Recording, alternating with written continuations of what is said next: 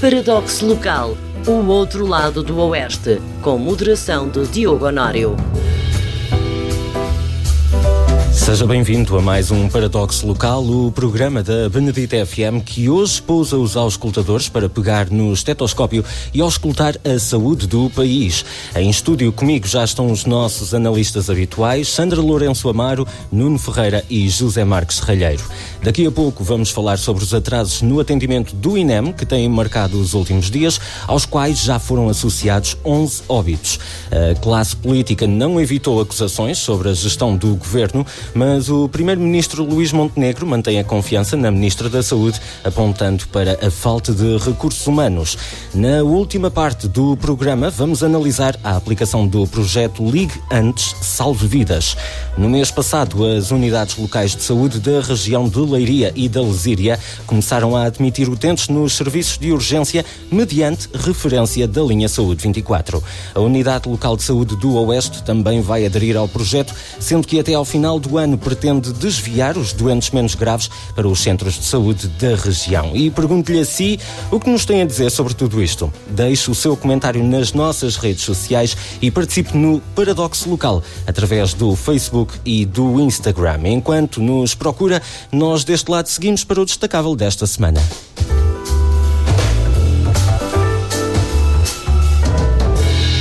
Hoje o José abre o destacável para falar sobre alimentação e hábitos alcoólicos. Haverá aqui alguma relação? Sim, boa noite a todos, os presentes e os que estão em casa. Eu acho que eu tive uma disciplina pouca, né, da alimentação e nutrição na administração hospitalar, mas pronto, o que eu vou falar aqui eu sou fã desta preocupação, ou seja, eu vejo que as pessoas preocupam muito pouco com a alimentação. E as pessoas não sabem, eu por acaso gostava de lançar um desafio, é que todas as crianças, de todas as idades, possam perguntar a quem tem mais de 75 anos, vizinhos, avós, bisavós, como era a alimentação deles na idade própria deles. O que tem 4 anos pergunta como é que era a tua alimentação aos 4 anos. Porque íamos encontrar diferença, já muito menos. Um dos problemas da alimentação em Portugal é a quantidade. A gente vê, eu ainda agora estive em Espanha, e a gente mete metade do comer no prato que se mete em Portugal. Bom, e agora a malta critica muito a comida gourmet, mas a comida é isso que tem aquela calculada a quantidade racional. Eu queria recomendar também um livro, Guia para a Alimentação Saudável e Ecológica, que é publicado pela Universidade do Porto, pela Escola de Nutrição do Porto, que eu penso que neste momento ainda é a escola de nutrição mais famosa em Portugal.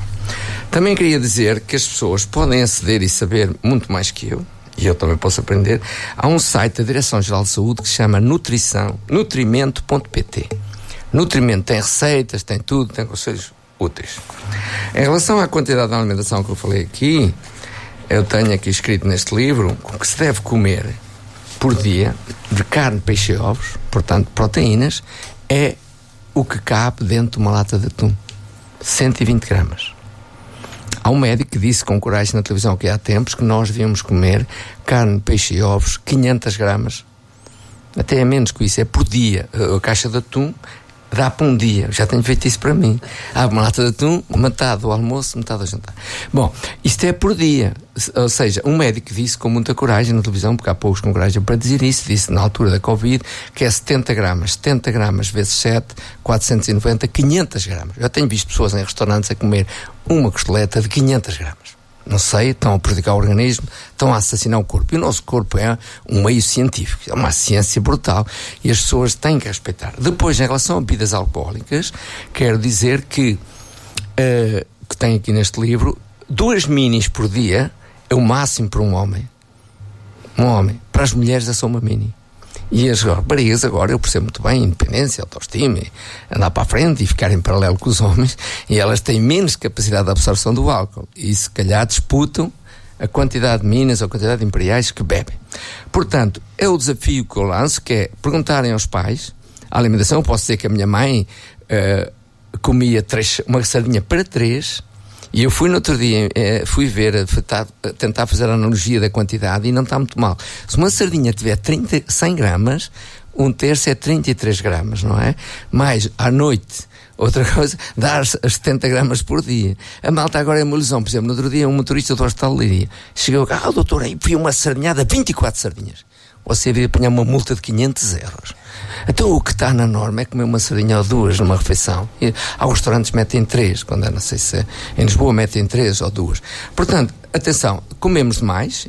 Eu disse ao Ministério da Saúde, e vou repetir aqui, lá nas Relações Públicas, disse: os portugueses comem à bruta, adoecem à bruta e o Ministério da Saúde gasta dinheiro à bruta. E fica feito o desafio lançado para a praça pública. Daqui saltamos para o Desporto Rei e o Nuno quer falar-nos sobre o legado de Rúben Amorim no futebol português. São boas ou más notícias, Nuno? É sim, são más notícias para os sportinguistas e são más notícias. Boa noite a todos e boa noite também, antes de mais, ao painel e também a quem nos ouve lá em casa. Nesta noite fria, parece que o frio está para chegar. Tenham cuidado, porque pelo menos é assim a prevenção e o que eles dizem os meios, que vai baixar e vai haver chuva. Relativamente aqui à questão do legado de Rúben Amorim, é mais notícias para o Sporting, para os sportinguistas realmente, porque perde um treinador e acima de tudo perde um gestor de homens e um gestor de conflitos que o Sporting sempre conseguiu ter ao longo da sua história. Uns conseguiram resolver de uma maneira, outros conseguiram resolver de outra. O Rúben Amorim, aqui trazer para aqui este assunto para este debate, não tem nada a ver com o clubismo, tem a ver realmente com o legado que ele deixa, porque ele, com a relação que ele teve com dirigentes, a relação que ele teve com os adeptos, com os jornalistas, com adeptos de outros clubes, criou sempre uma grande empatia entre todos e fez com que realmente ele conseguisse superar grandes desafios que o Sporting na sua história sempre teve como clube, e o próprio futebol em Portugal teve, tanto que chamou a atenção de um grande clube europeu, porque viu realmente que aqui havia alguém que capaz de transportar não só as táticas e as técnicas futebolísticas e desportivas, mas também o desportivismo, que foi isso que ele mostrou sobre a sua estadia que cá esteve no Sporting. Fiz aqui um apanhado, desde de inovação de tática e flexibilidade, a valorização e formação dos jovens, mudança na cultura do Sporting na relação com a direção e com os adeptos, a revolução na percepção e na relação dos treinadores portugueses com a comunicação social, o estilo de jogo atrativo e ofensivo, a visão de longo prazo e a sustentabilidade do futebol. Tudo isto ele conseguiu trazer. Agora, se foi premeditado ou se foi um desenrolar dos acontecimentos, como ele próprio disse, sim, é um legado que deixou.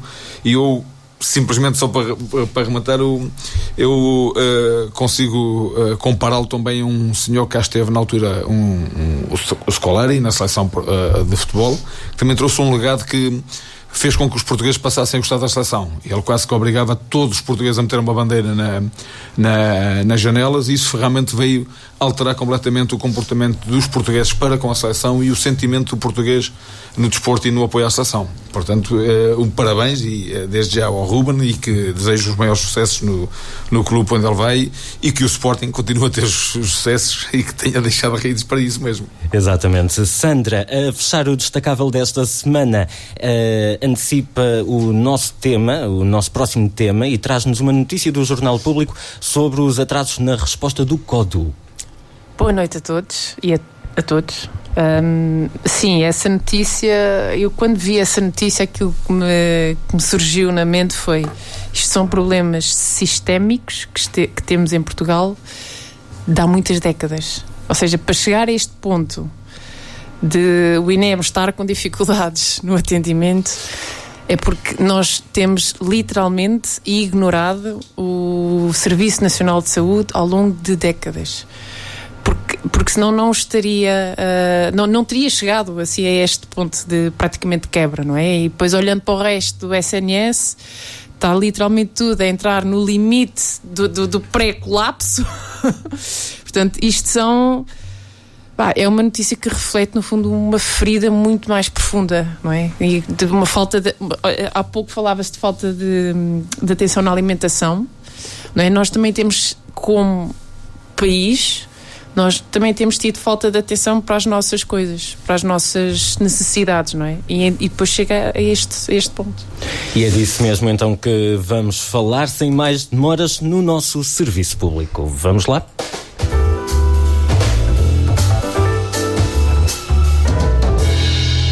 Nas últimas semanas têm aumentado as notícias sobre a crise no INEM. Ora, segundo o Jornal Público, na segunda-feira, dia 4, chegaram a estar menos de 10 técnicos a atender a linha de emergência 112, tendo sido atendidas cerca de 2.500 chamadas, o número mais baixo dos últimos 10 anos. Embora fosse o dia em que se previa um maior constrangimento do serviço, o Instituto Nacional de Emergência Médica não chegou a convocar os serviços mínimos. Na entrevista à SIC Notícias, o presidente do INEM disse que não se esperava um impacto tão grande com a junção das duas greves, a dos técnicos de emergência médica e a da função pública.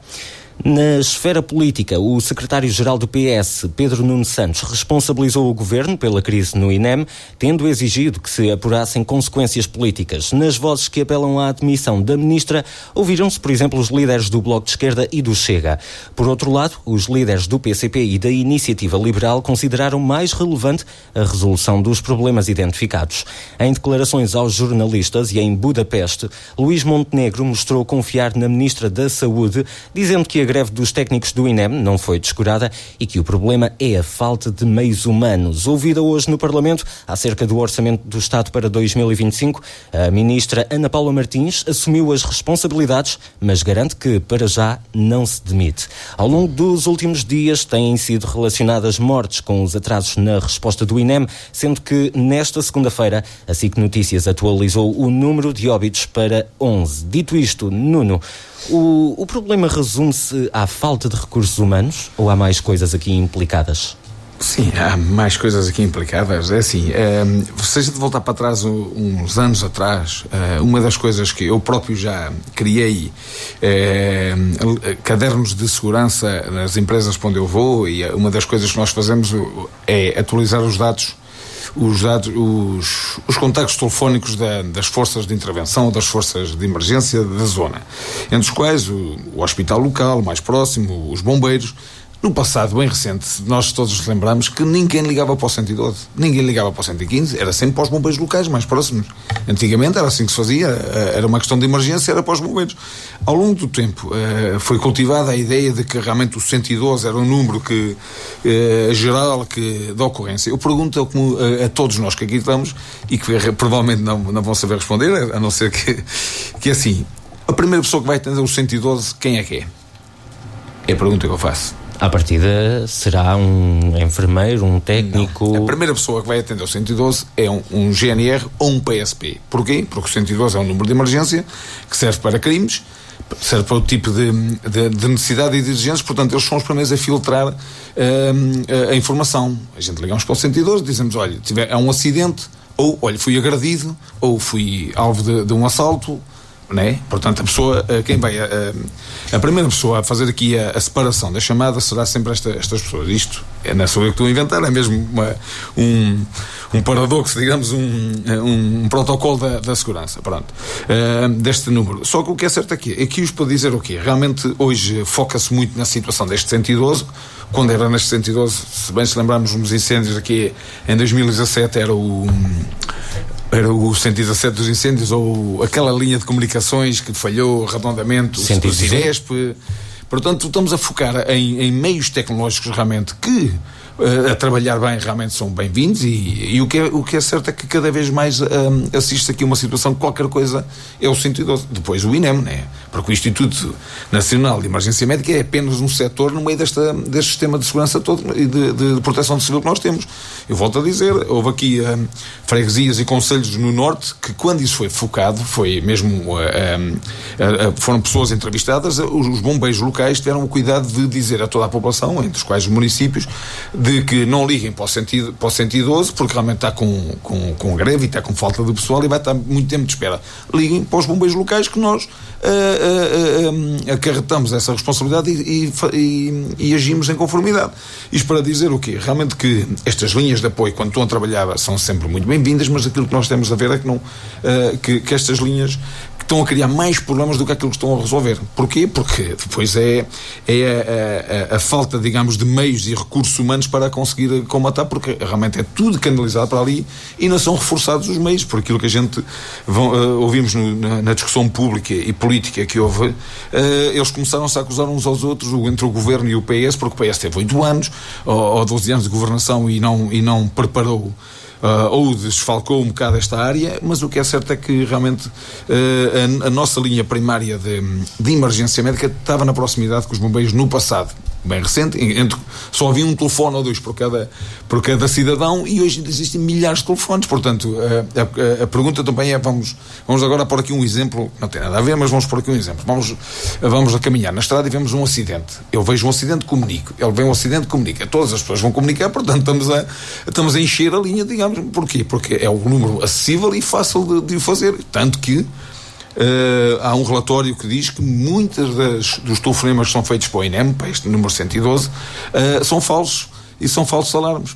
Portanto, isto tudo faz colmatar de um problema que hoje realmente se traduz em mortes, porque as mortes realmente são de lamentar, mas desde o Covid que nós começamos a perceber que as mortes lamentavelmente deixaram de ser ter um significado forte para que realmente haja resolução dos problemas. É mais um número, e o debate político e as quesilhas políticas continuam e não resolvem o problema. Sandra, pergunto-lhe como é que se pode explicar que num dia em que se previam tantos constrangimentos, que não tenham sido convocados os serviços mínimos? Não se explica. Eu acho que não há bem uma explicação.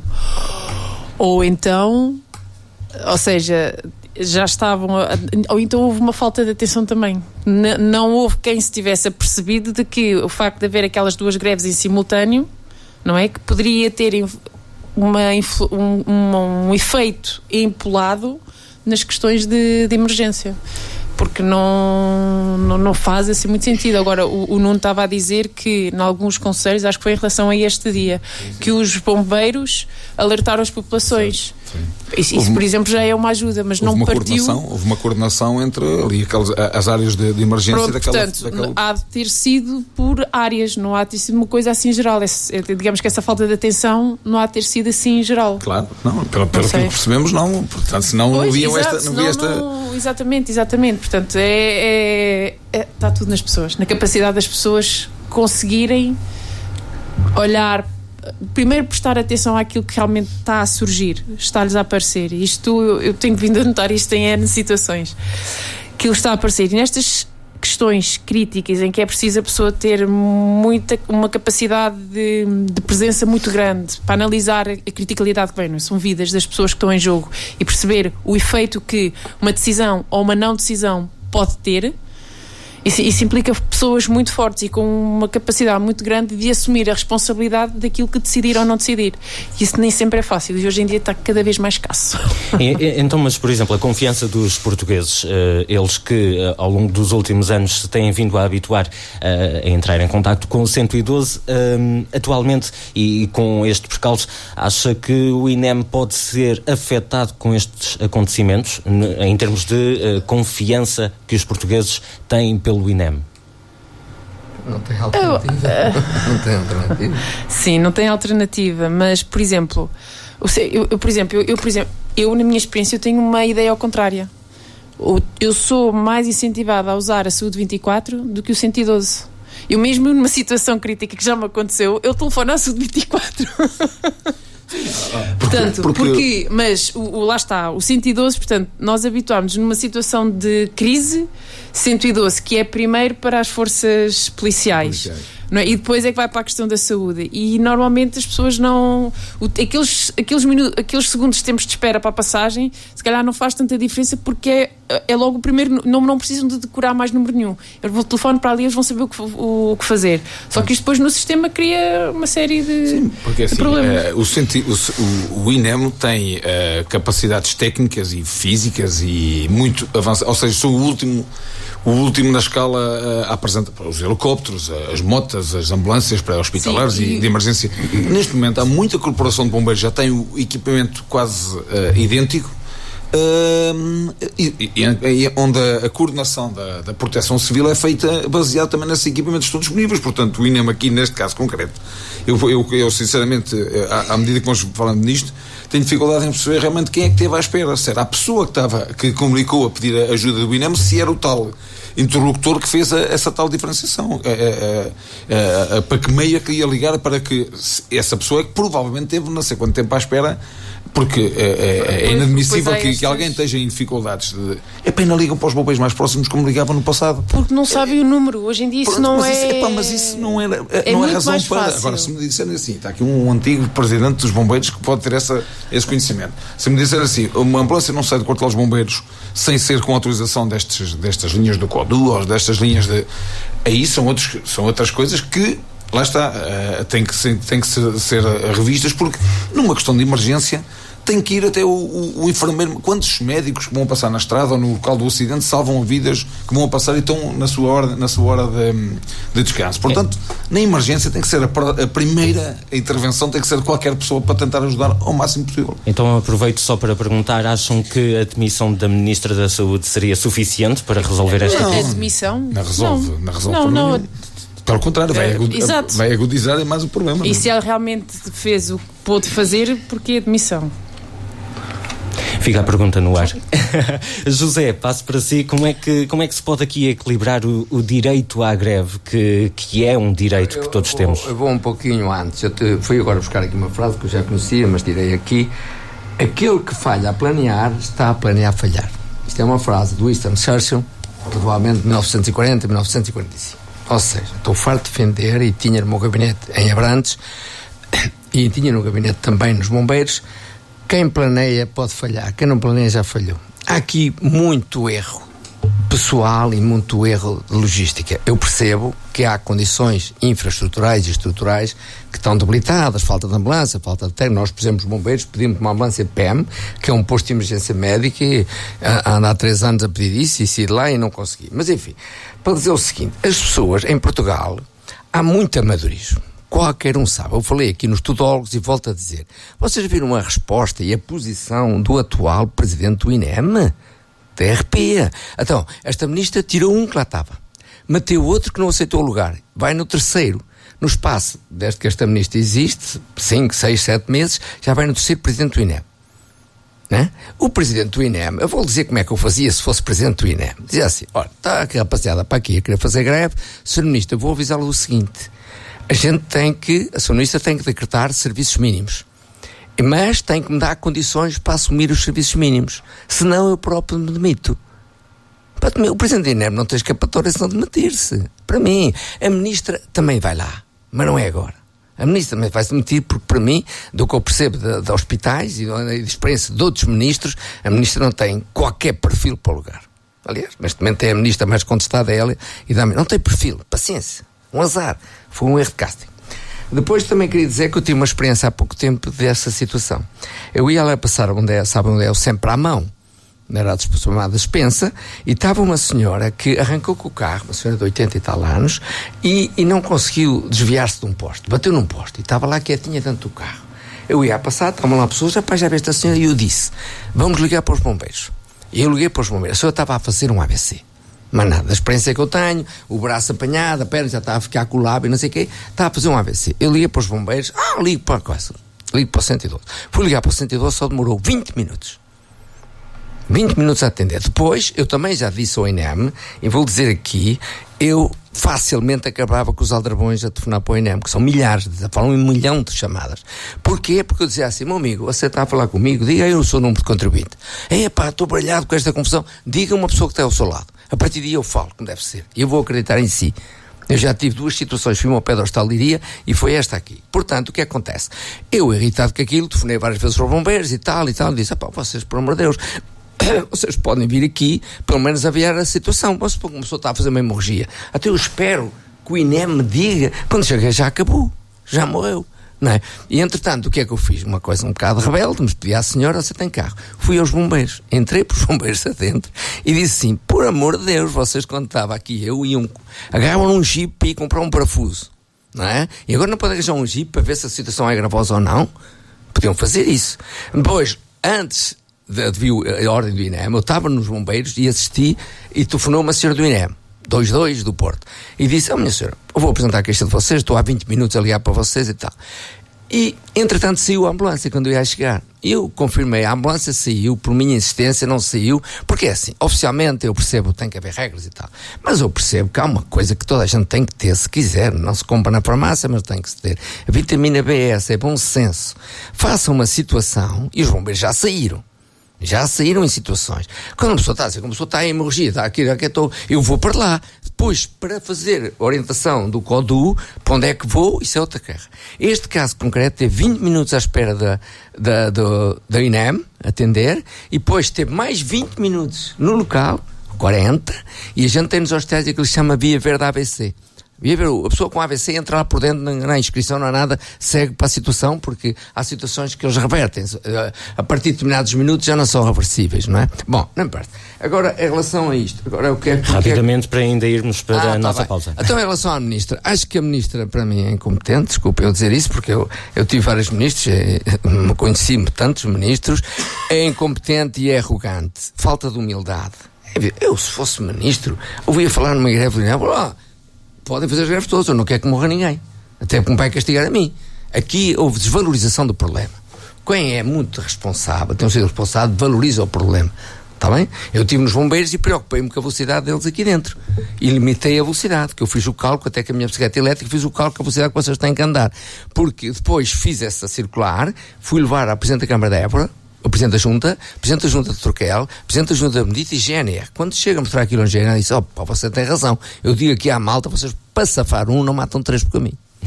Muito bem, daqui a pouco vamos continuar a falar sobre saúde e vamos focar-nos na nossa região. Para já, fazemos uma curta pausa de encontro ao outro lado do Oeste. Até já.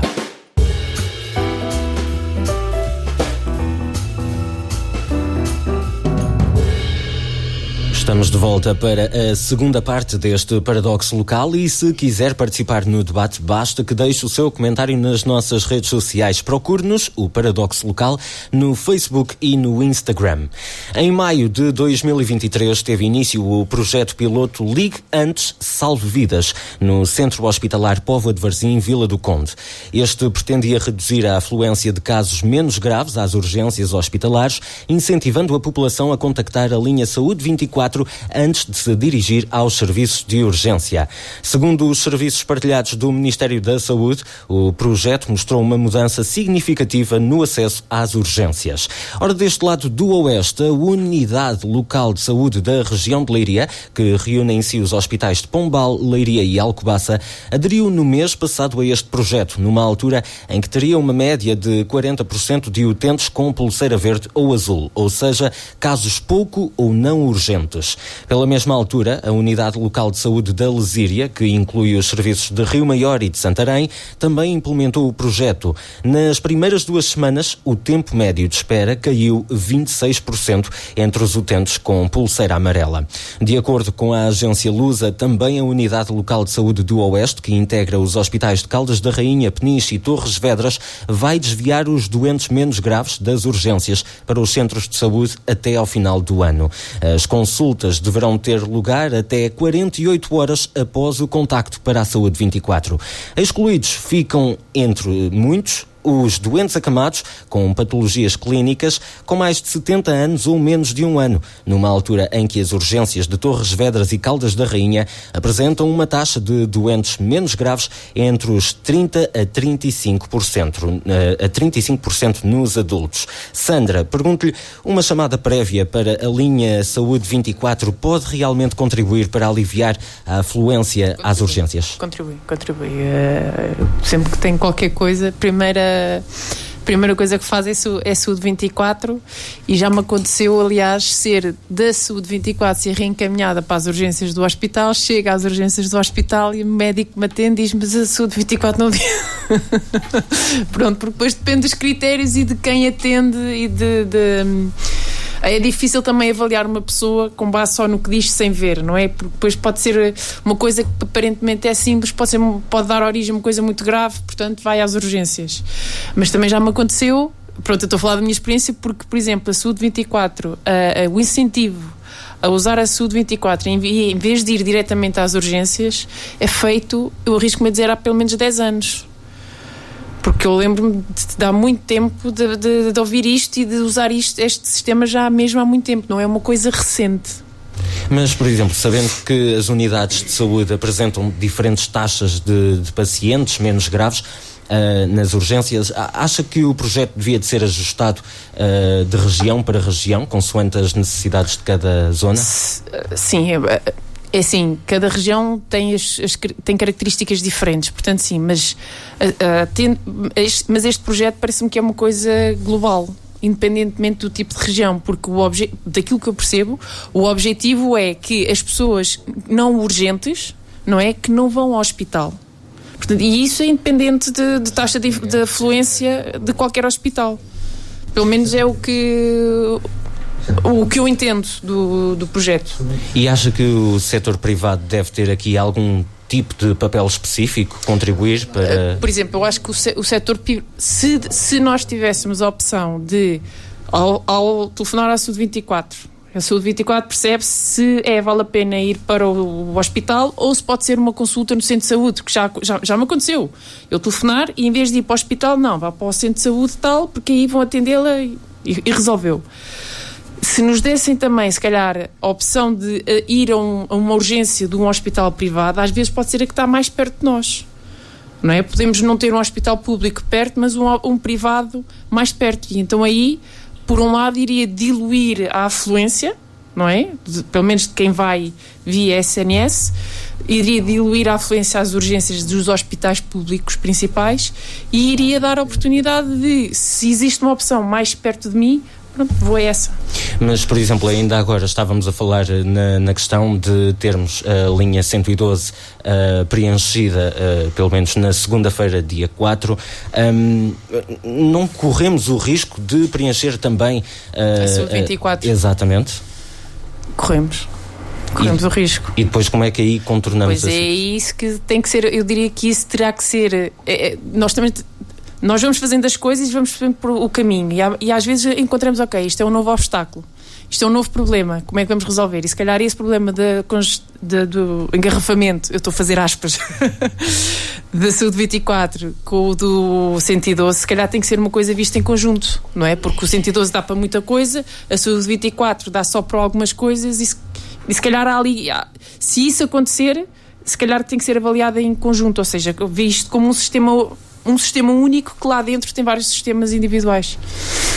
José, considera que a linha Saúde 24 está preparada para o aumento das chamadas, como eu perguntava aqui à Sandra? Não sei, eu tenho qualquer coisa a dizer sobre isso, mas as quantidades, está preparado, eu não sei. Eu só sei que eu gosto muito, já disse aqui, do sistema de gestão da Toyota. Porquê? Tem que se avaliar, porque aqui em Portugal tem esta saturação na urgência e outros países não terão, não é? Tem que se avaliar isso. Eu, quando estou doente, e sempre disse que o meu investidor, preciso de médico. O médico é que vai entender se eu preciso ou não do hospital. Mas eu preciso de médico. Eu escrevi à ministra para defender o acesso mais fácil ao médico de família. E isso deve ser a prioridade. Simplesmente, as pessoas têm um problema e têm que resolver de qualquer maneira. Eu tenho medo porque até nos hospitais há triagens mal feitas, já se provou cientificamente, que dão cartões, coisas verdes e tal, e que são graves e azuis e tal.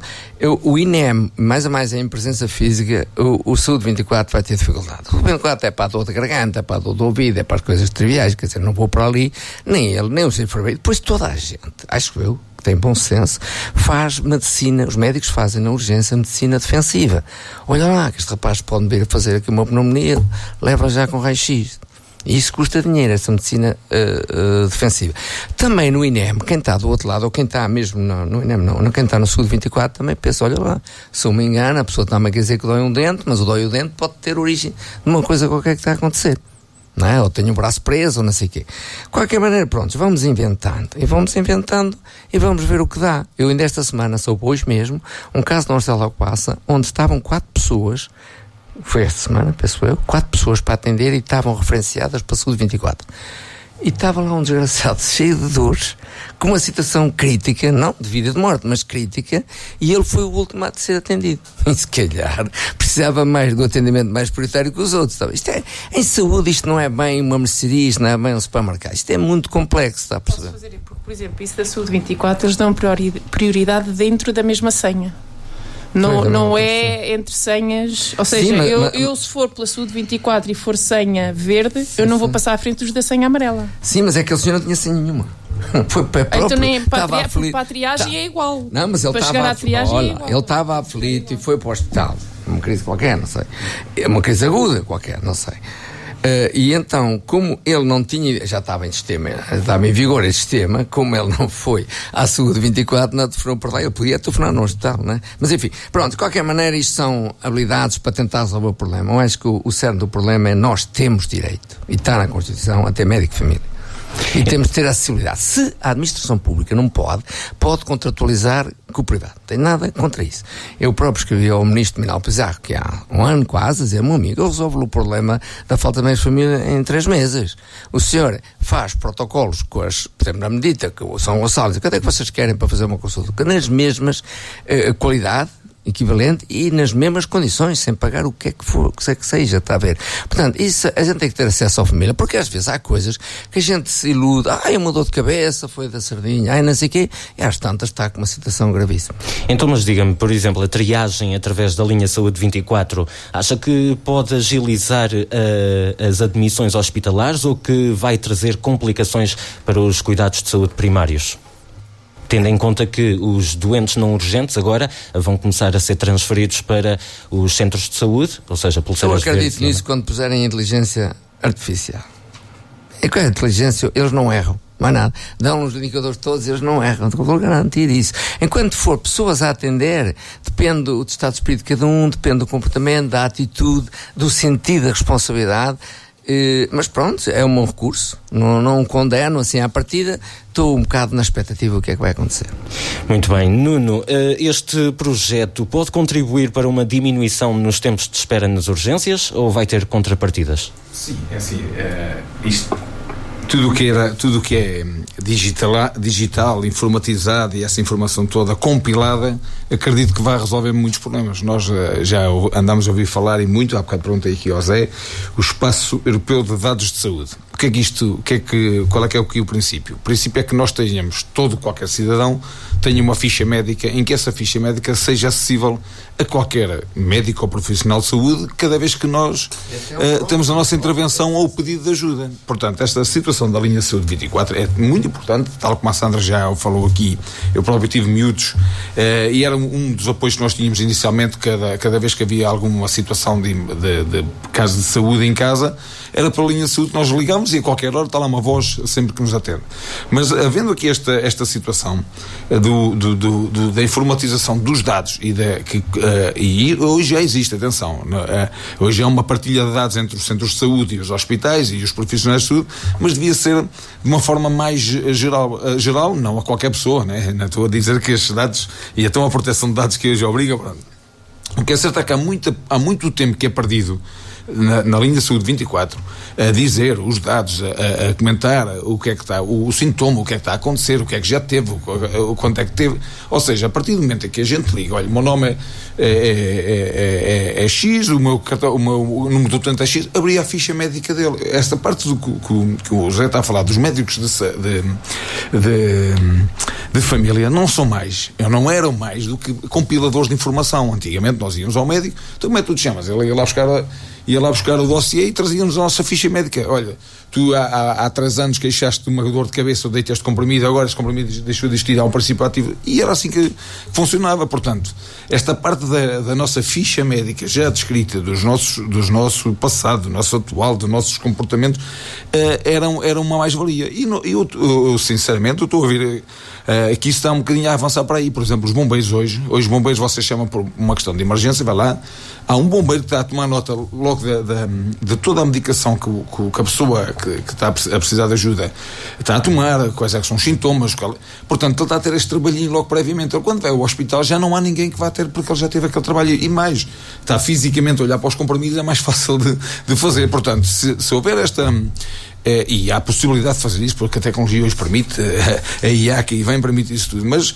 tudo isto era mecanismos em que perdiam menos tempo a tentar perceber qual é que era realmente o problema, e mais, a qualquer pessoa que chega a um hospital era a mesma situação tal e qual, mesmo em questão de urgência, chegava lá, olha, dá-me isto, e ele diz, pronto, isso é um princípio porque tu já no passado te queixaste de, pronto, eu acredito que isto era uma informação partilhada a bem de todos nós e que por sua vez eliminava provavelmente milhares de pessoas das linhas de espera e das linhas que neste momento estão no hospital, simplesmente porque, lá está, hoje a informação é tal ordem credível, muita informação vai-se à internet e diz, isso é um princípio, quando por acaso não é nada. Portanto, a informação que está disponível hoje na internet tanto dá para aumentar muito e para tirar algumas dúvidas e também para pôr ainda mais dúvidas ainda. Olha, que isso aconteceu a não sei quem e pronto, isto realmente temos de saber filtrar a informação e mais ainda ser críticos, mas mais ainda o processo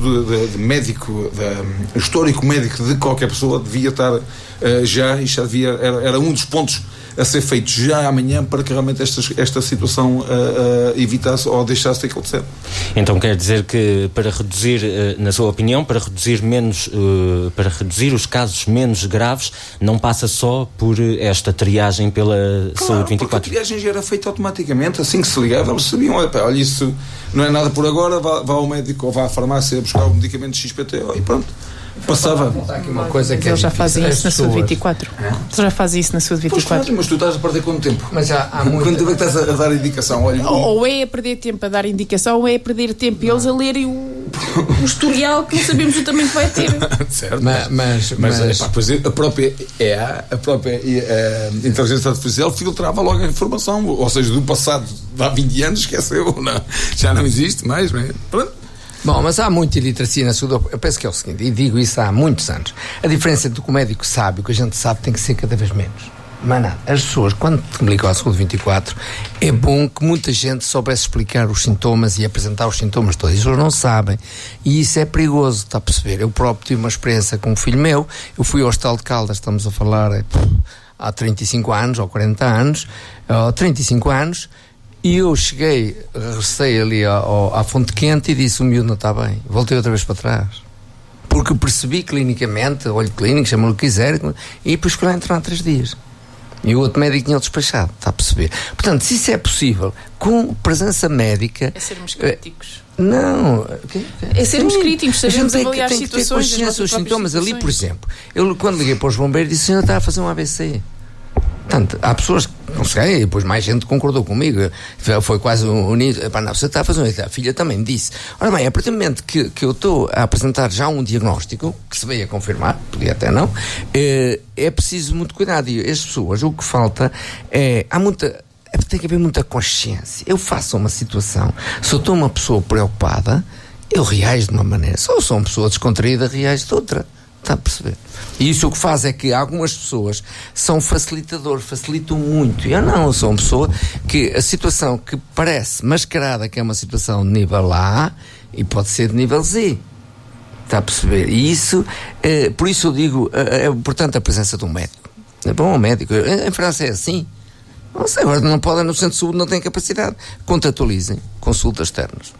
Muito bem, e como já é hábito, já estamos mesmo a chegar ao final do nosso programa, vamos a uma rápida ronda pelas vossas notas finais. Voltamos à mesma ordem e começamos pela Sandra. Sandra. Notas finais. Ora bem, só de coisas que falámos aqui. Uma das coisas que falámos sobre a Saúde 24 é a parte da triagem, não é? Mas depois quando nós somos referenciados para um hospital, a triagem que é feita no hospital segue a ordem que segue com ou sem Saúde 24. Depois a prioridade vai só para a cor da pulseira. É apenas aí, não é na triagem em si quando se está no hospital. Porque eu não sei porque eu acho que muita gente confunde as duas coisas, não é? Acha que por ir pela Saúde 24 entra logo no... E não é assim. Entra dentro da senha, dentro da pulseira com a mesma cor, aí terá então a prioridade. Depois queria também falar um bocadinho da notícia do destacável do José. por causa da alimentação. Alimentação e hábitos alcoólicos. Mas mais a alimentação, não é? Eu acho que um dos motivos pelo qual nós descuidamos da nossa alimentação é o nosso ritmo e o estilo de vida que temos hoje em dia. Além das coisas serem mais fáceis de comprar, não é? De antes havia uma sardinha para 10, vou exagerar se calhar um bocadinho, mas havia casos em que era assim certamente, porque também não havia dinheiro. Portanto, não havia condições, era uma coisa completamente diferente de hoje, não é? Portanto, a partir do momento em que começámos a ter disponibilidade financeira para comprar mais coisas, uma das coisas foi comida, e então agora estamos numa fase de abusos, digamos assim, de nos alimentarmos como quisermos. Não está neste livro, mas está no livro. Neste momento, no mundo, morre-se mais por excesso de alimentação que por fome.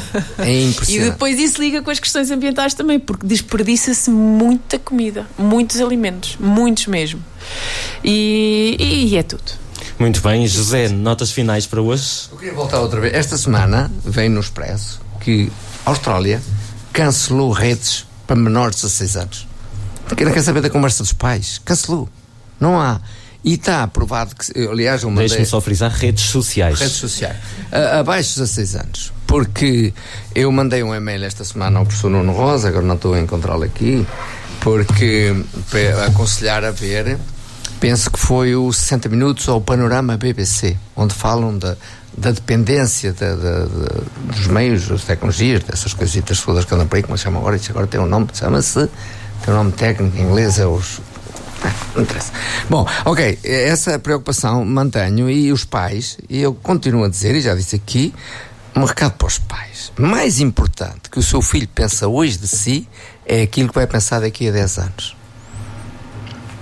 Os pais gostam muito de ser simpáticos na hora. O meu filho já me disse, eu pensava que ia ter um pai porreiro. Mas não vale a pena ser pai porreiro hoje, que pode vir a ter prejuízo mais à frente. E não são os filhos quem escolhe os pais também. Nuno, para fechar as notas finais. Para falar também em comida, venho aqui estar aqui. Estão aí a chegar os doces conventuais da Alcobaça, que é um certame que reúne ali.